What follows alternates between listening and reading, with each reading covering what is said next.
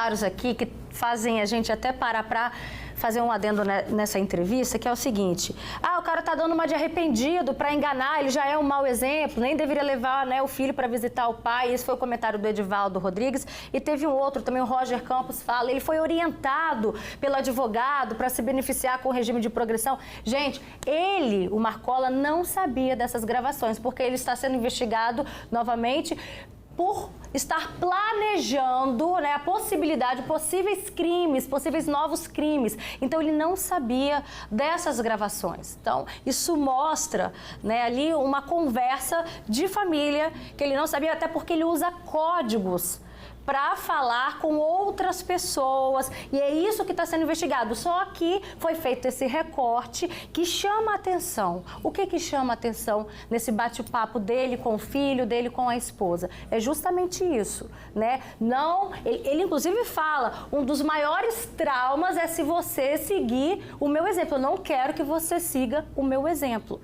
E aí a gente até mostrou ontem aqui no nosso jornalismo na TV Vitória, caso de 2 irmãos, que um foi apreendido porque um era menor e o outro, mais velho, foi preso.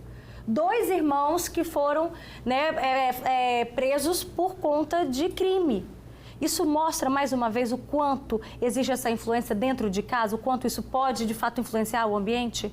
Sim, total, assim, porque se você cresce num contexto onde a violência ela é normalizada, a sua construção de princípios e valores, ela também fica atravessada por esse conceito. Então, como o Roosevelt colocou, né, você passa a acreditar que os seus heróis, eles estão do lado de lá, né? Os seus heróis estão ali do lado do crime e você vai reproduzir. Então, a criança, ela aprende por modelos. Então, é muito importante que a gente pense sobre isso.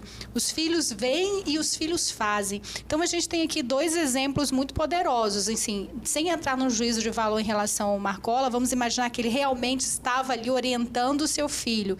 E o exemplo que a Lorane traz aqui, o exemplo dela é muito mais poderoso, porque houve um posicionamento, houve uma mudança de comportamento e ela conseguiu mudar a história da família. Então, né, vamos imaginar que isso fosse geracional. Quando a Lorane ela assume uma posição e ela decide sair daquele lugar, ela começa a construir uma nova história para a geração que vai vir. Então, isso é muito poderoso e possível. Ela é um exemplo disso. Lohane, você tinha medo de ver seus filhos, você que ainda estava ali envolvida naquele contexto do mundo do crime, de ver seus filhos seguindo o seu exemplo? Sim, bastante. Eu tenho vários amigos, né, que já estão mortos, outros conhecidos que ainda estão presos, que saem e continuam, ou morreram, estão presos. E isso, assim, não é um bom exemplo, né? Eu acredito, assim, que a gente pode, sim, sempre recomeçar. Eu acho que né, como a doutora mesmo falou, dá sim para mudar quando a pessoa de fato ela quer, quando ela realmente quer, ela vê o motivo ali, né? Meus filhos foram um motivo, mas foi uma decisão minha. Quais né? atitudes você passou a rever por conta do futuro do seu filho? Não quero esse mesmo futuro que eu tive, não quero que seja assim na vida dele. A primeira coisa que eu fiz foi, assim, sair do meio que eu convivia. Sair das amizades, dos lugares onde eu sabia que era propício para as drogas, né, para pessoas envolvidas em crime estar. Então, eu saí. E você negava? Você recebia convites? Vão ali, vão com a gente. Negava. E você conseguia negar? Consegui porque eu decidi.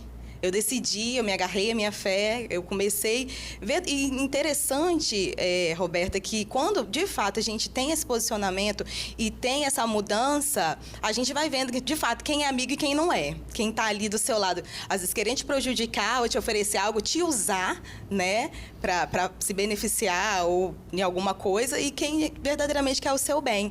Então, assim, foi como uma peneira mesmo. Foi complicado, não foi um início fácil. Né? Na minha libertação das drogas mesmo, que eu comecei a usar droga com 14, 15 anos de idade, comecei a fumar maconha. E aí, quando eu decidi essa mudança, que foi meus 21 anos, depois do presídio, né? Eu chorei muito. Eu pedi muita força para Deus.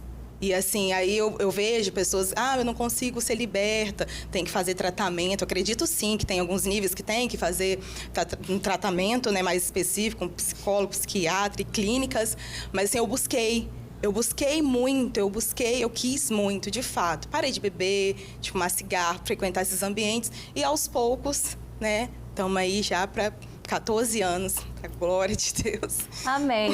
E você aqui dando esse testemunho pra gente, né? É um testemunho. E agora, o que a gente pode, dessa reflexão, levar para dentro da nossa casa e repercutir isso com os nossos filhos? É o quê?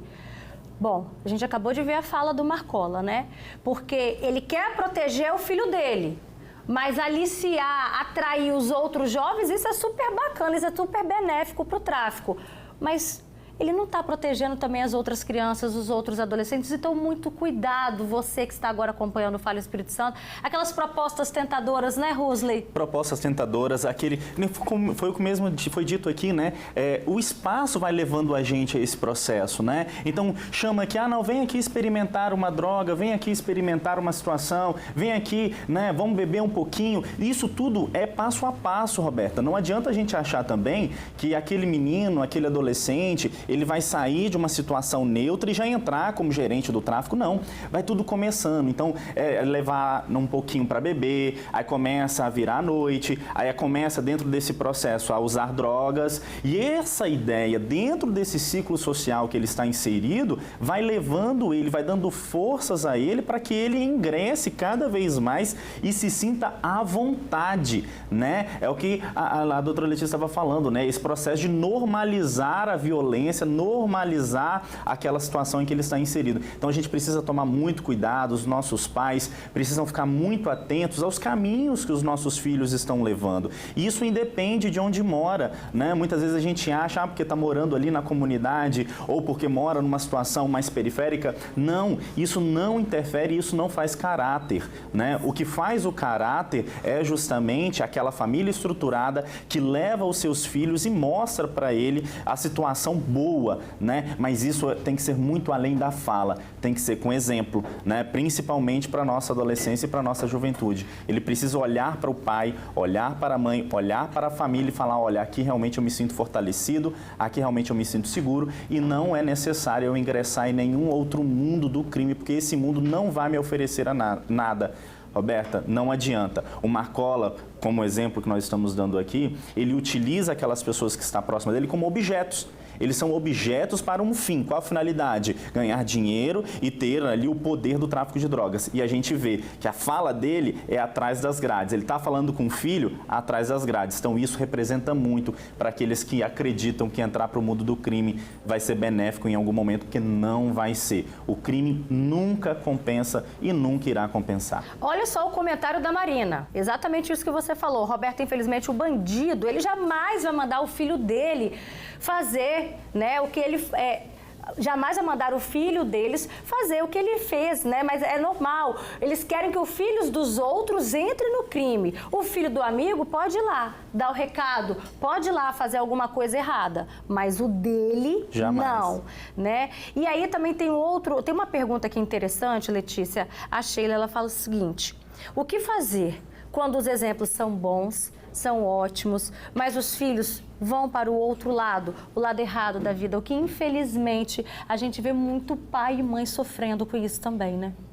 Sim, a gente não tem o controle, né, de toda a situação. Então, mesmo que haja, a gente vê isso, às vezes ambientes saudáveis emocionalmente, famílias estruturadas, e mesmo assim o adolescente, o jovem, escolhe outros modelos, outras referências. Mas uma coisa que é muito importante é assim, não desista do seu filho. Mesmo que ele faça escolhas que não compartilham com o que você acredita, em princípios de valores e moral, continue lutando pelo seu filho, porque você é sim responsável pelo desenvolvimento dele. Então não desista dele. Se você acredita que a sua escolha é a escolha correta, é a escolha que vai levar ele para um bom caminho, continue investindo nele. Eu acho que essa é a orientação que eu posso dar aqui. Ninguém melhor do que a Lohane